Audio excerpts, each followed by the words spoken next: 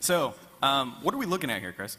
Right now we're looking at the genetic archives, and this is an example of what our raids are like.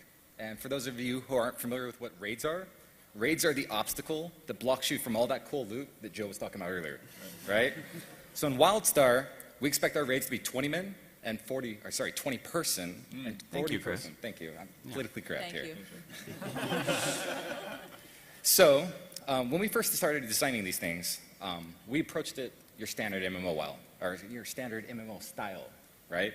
And we found that we weren't having that much fun because WildStar's combat is totally different than other MMOs combat.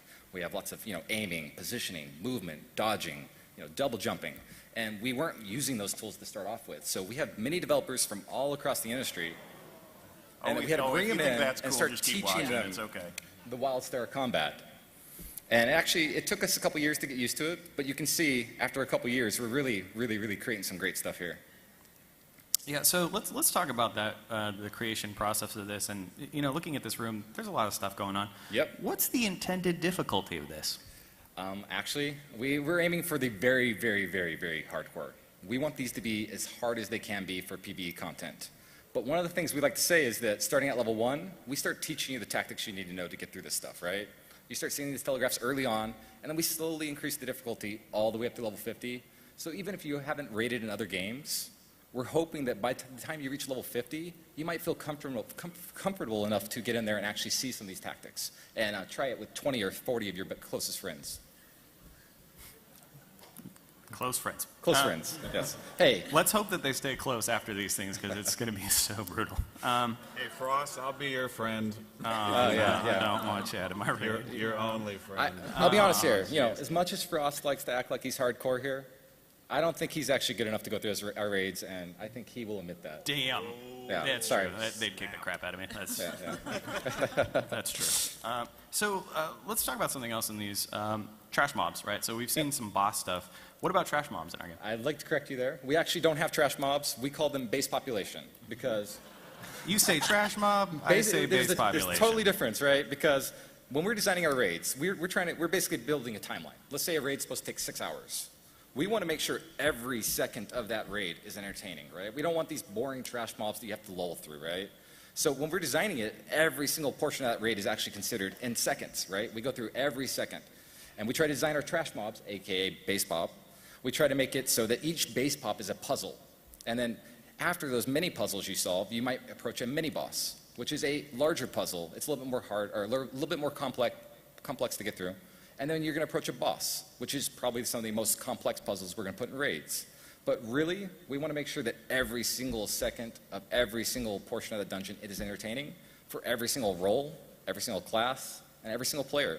So when we're designing these boss fights, we try to make sure that, hey, what is the PvE, or what is the healer doing? What is the tank doing? What is the range DPS doing? What's the melee DPS doing? And we like to make sure that every second of that fight is fun. If we find out at any point there's a lull or a boring spot during that fight, we go back in, we iterate upon it, we try to make it more fun. And the end is, hopefully, like in this case, Omna, 10 minutes of pure fun for all roles and classes. Fun if you're masochistic, right? Yes, definitely. Fun if you're willing to get in there and beat it. And die all the time. Die. So another thing that's in here that I just wanted to touch on really quick, a lot of our raids have these mechanics where we're using the environment and it's not necessarily just a boss. So can you talk about that a little bit? Sure. Using our combat system, I mean, as you see, we have telegraphs and stuff, so we can actually create entire rooms themselves that are our fights. We don't have to use creatures in it. We can actually make the room come to life and fight you, attack you with fire. It could be collapsing platforms. We can do any number of things to challenge the raid, keep them on their toes, keep it entertaining. Like I said, every second needs to be fun. So you guys are also looking at the Datascape right now. This is the 40-man raid. We haven't shown any of this stuff. You're the first to see this. You guys even have like a 3-second head start over the people that are streaming. Oh, yeah. So it's like you get it 3 seconds before them. That's right. So I'd like to give a round of applause to our artists because this zone is freaking amazing looking. And also our raid developers. I mean, look at these telegraphs and tactics they're trying to make the players overcome. I mean, this is crazy. This is crazy.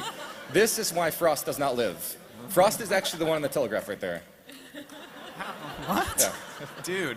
I don't know if you guys know this. To bash each other, I don't know if you guys know this about Chris Lynch. He's the combat design lead, but he's also a professional bus thrower in front of her.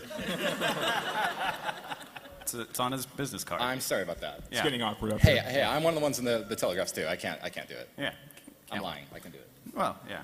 What? How dare you? So, I also want to talk about what's the other word for trash? Base pop? Base population. Yeah, that one.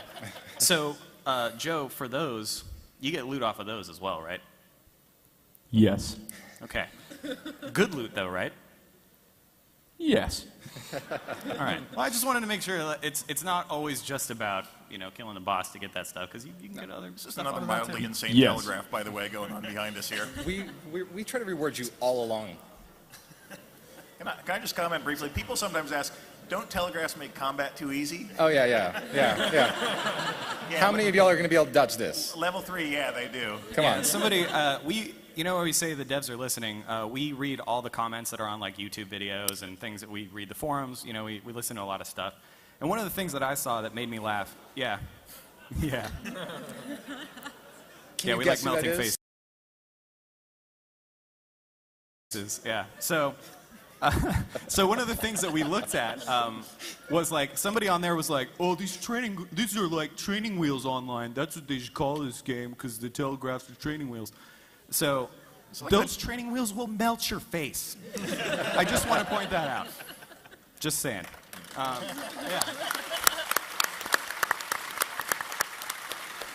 It's the tricycle of death. So the devs are not only listening, they're apparently calling you out in front of live streams in funny voices. So There it is. Let's talk about this one a little bit, too. This room, it's getting corrupted. We saw the corruption earlier. That's the appropriate word, corrupted. Yes, corrupted. The other word. So you'll notice that as you beat this boss, the room changes. Actually, they're losing to the boss right now. Yes. So This is a what's common happening theme here is amongst that most of the video we have. call this a tug-of-war fight, right?